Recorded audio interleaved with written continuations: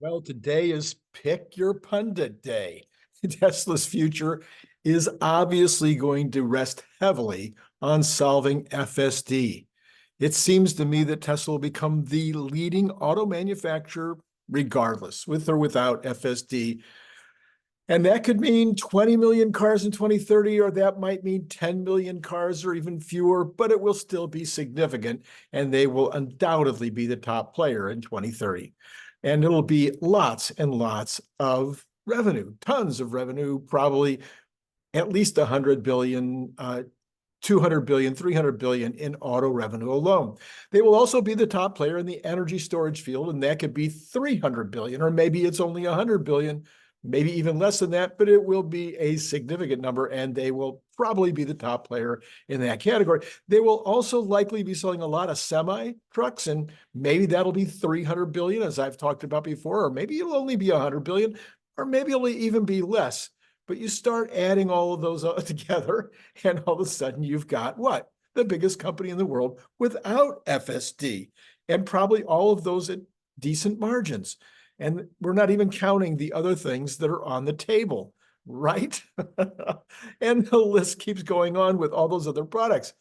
I also believe that they will have a humanoid robot by next year, and that that's going to add more than all of the above, and more than even the FSD solved and robotaxis would create. But of course, if we do have FSD solved and we do have a robotaxi fleet, as Cathie Wood says, that she says that's trillions of dollars of revenue for just the robotaxi fleet, not counting anything for robotics. So in light of what I just said, what happens on Tuesday of this week to Tesla, or what happens today with regard to job numbers, or what happens for the whole year of 2024 in terms of Tesla or the economy is pretty irrelevant. But like you, I enjoy the gamification, and I like pulling for the winning team, and I like seeing my own net worth go up, not down. So here's what Adam Jonas said on CNBC. He said, he sees a Tesla bear case maybe in play now, could be $100. But this notable analyst still likes the stock long term and has a price target this year of $300 a share. Of course, Cathie Wood reiterated her 2,000 by 2027. So that's why I say you can kind of just pick your pundit. You think it's going to go to 100 before it goes to 300? Do you think it's going to probably keep hanging around in this territory and until FSD becomes more clear, or until the numbers for 2024 become more clear, or before we see more on optimists and/or? Yes, we have so many things in play. Well, I'd love to hear in the comments below where you think things are going to be going over the next weeks and months. I think I continue to believe we'll be at 700 by the end of the year, and you guys think I'm nuts, and I probably am, but I've given you all my reasons, and they have to do with things like all of the major stuff that's going to be in play in 2025 and really fully involved in 2026. And by the end of this year, the stock market, no matter how conservative it is, will be taking into consideration optimists. They'll be taking into consideration robotaxis. They'll be taking into consideration the Gen 3 vehicle. They'll be taking into consideration semi-trucks, energy. All of that will be taken into consideration. And when they look at 25 and 2026, that's why the price of the stock will be at 700 by the end of the year. All right, this is Randy Kirk, by the way, in case you haven't figured that out yet. Maybe you're new to the show. I'm glad to see you come on board. If this is your first time, let me know. Hit the like button, hit the subscribe button, hit the notify button, because of course we're going to have more Cern Basher later this morning, and maybe Larry's going to help out later tonight with the Good News Friday Night Report. But for sure, Larry will be here tomorrow morning to dissect the Cathie Wood report, and it is probably going to be the best show we've ever done, because there is so much that Cathie Wood is going to be covering tonight after these jobs numbers. Holy mackerel. Okay, and then of course, love to have you join Patreon. That information is down in the description below. All you have to do is click right on that little URL, and it'll take you there, and it takes 2 seconds, and you can help support the channel if you're gaining anything from it. Maybe you're not. So then don't pay anything. All right. This is a day when you also have to decide what a solid economy means to the future. Jobs are up. Truflation says inflation is dropping again, and the stock market is slightly higher as it digests some rather surprising news. I am now back. I'm changing my prediction again. I was, 60-40 recession, then 40-60 recession after the jobs numbers. And I told you all week that my position was going to be largely based on this jobs number today. I'm 100% certain no recession in 2024.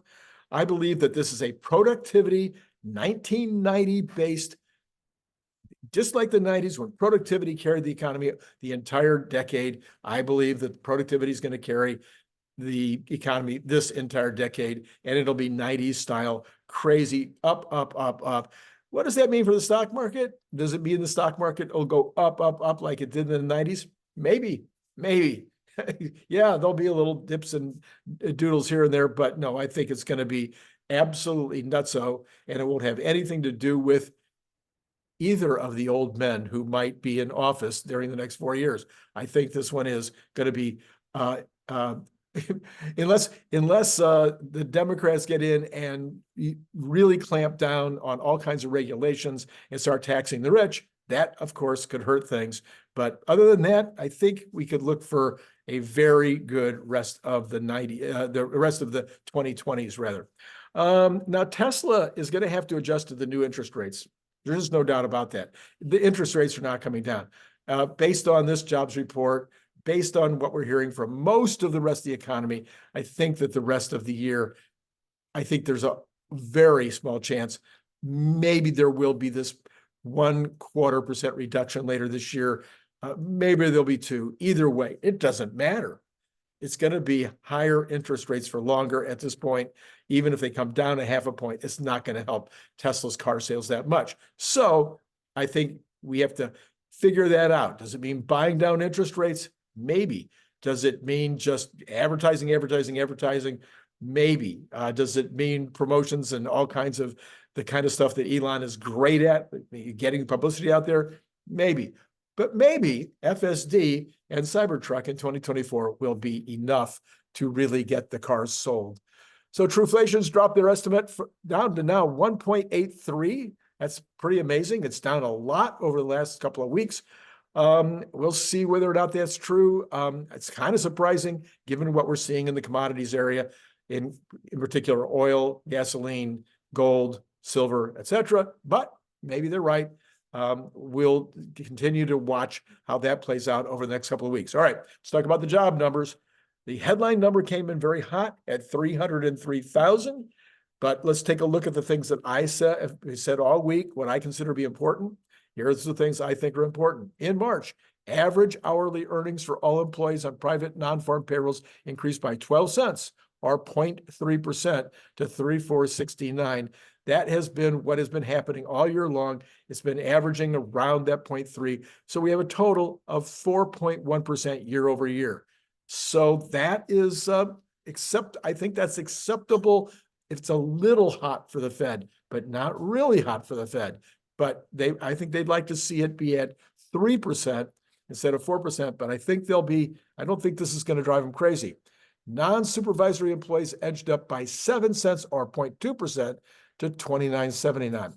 In March, the average work week for all employees on private non-farm payrolls edged up by 0.1% to 34.4 hours. In manufacturing, unchanged.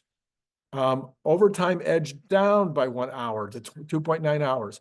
So overall, about the same as last month. Not a huge change in terms of hours worked and the number of people that are getting overtime, et cetera. So that's fairly flattish.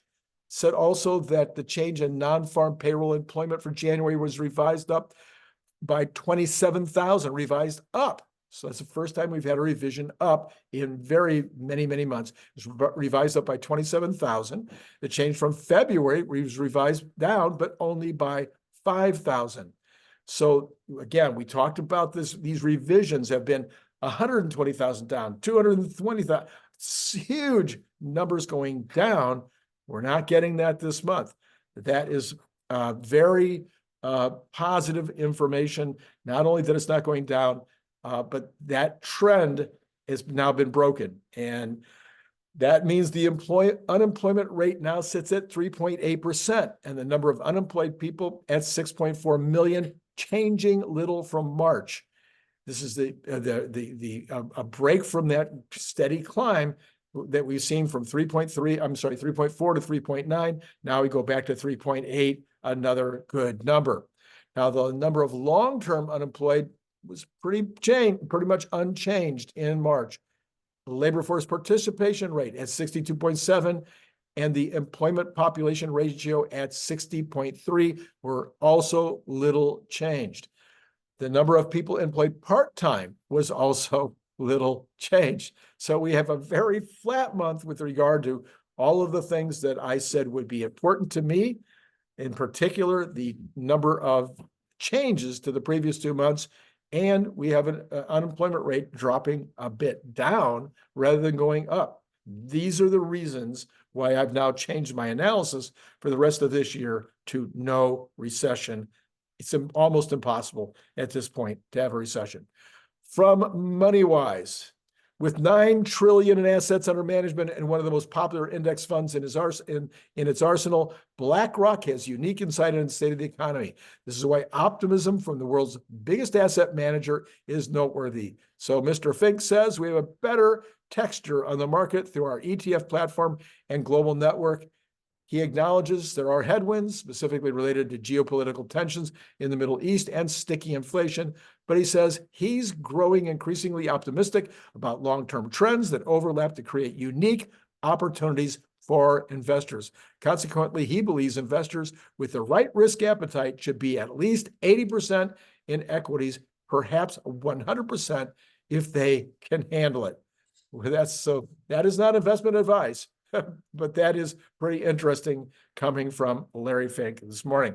So how are the markets reacting to this unusual news today? Well, the Dow Jones has decided that they're going to take the attitude that a good economy is more important than what happens to interest rates. And so the Dow is up 125. The NASDAQ is agreeing it's up even more in percentage-wise. It's up 128, and the S&P is up 31. We have Tesla taking a little breather after 2 really good days, down $1.48. That's probably because the bond numbers, the bond futures, I'm sorry, the bond yield is jumping up, and we'll see that in a second. You've got all the rest of the Magnificent Seven up this morning, NVIDIA up 13. You've got the Cathie Woods, which had been kind of down, on average, they're down. I would call it mixed in the Cathie Woods, again, being it, but even the ones that are the Cathie Woods are really unchanged, if you will. If you really look at the numbers, they're unchanged. Okay, let's look at the percentages. We have got the Dow up 0.31%, the NASDAQ up 0.78%, the S&P up 0.57%, and Tesla down 0.92%. All right, let's take a look at those bonds. We have got the 10-year up. Oh, this has changed a lot. Oh, no, here we go. All right. Sorry, my app was slow to respond. So we've got the bonds 10-year up 5.6 basis points this morning at 4.365. Some people think we could be back to 4.5. I think that is certainly in play. The 2-year is up even more. It's up 6.3 basis points, and we have got the 2-month up 4.2 basis points. So everything is up this morning in the bond world. Not surprisingly, that is absolutely to be expected. We have got the dollar obviously going up this morning. That would also not be exactly what one would expect. We have got oil is Brent is up 19 cents and Texas Intermediate is up only 4 cents, but they're now sitting at $86.60 and $90.85. So again, these are very, very high compared to where these prices have been recently. This is why I'm a little worried about the inflation side of things. Natural gas is up not even a penny at $1.78. Gold is up another $5 at 2,313. Continues its upward climb. Copper actually down a bit, but still sitting comfortably at $4.21. Then you've got Bitcoin down 1173 at 67,554. So an interesting day in the markets. My plan is to have the Cern Basher video on later today. It's a real knockout. You don't want to miss it. So please hit notify if you haven't already done that. Hit the subscribe. Of course, can't do notify without subscribe. But I might push Cern off till Saturday because I might want to do a show later today that digs a little deeper into this issue today. Now, of course, Cathie Wood is going to be looking at tonight. Cathie Wood, Larry and I are going to be looking at Cathie Wood's analysis tomorrow morning. So we will be taking an extremely deep dive in everything that this labor numbers mean, everything that the inflation numbers mean in a very deep way. I just can't, I'm not 100% sure that I won't feel like I need to say more about it in the midday, but probably it's going to be Cern Basher. So look for that coming out later in the morning. And then tonight, it could be Larry or it could just be me because Larry is in Paris, which puts him 9 hours ahead of California, 6 hours ahead of the East Coast. So it is a little more difficult for him to do it on a Friday night. Anyway, we want to go back and check the Tesla number one more time. Tesla at 0.87, $1.49. So it's tending up. It's looking like it might end up going back to the green. Also, Cern Basher yesterday, outstanding show, covering this general economy, covering the very things that we're talking about that I think are extremely impactful right now on the markets in general, but also on Tesla. So I'll put the card right here. And with all of that said, I'm going to say adieu for now. And it's been great talking to you.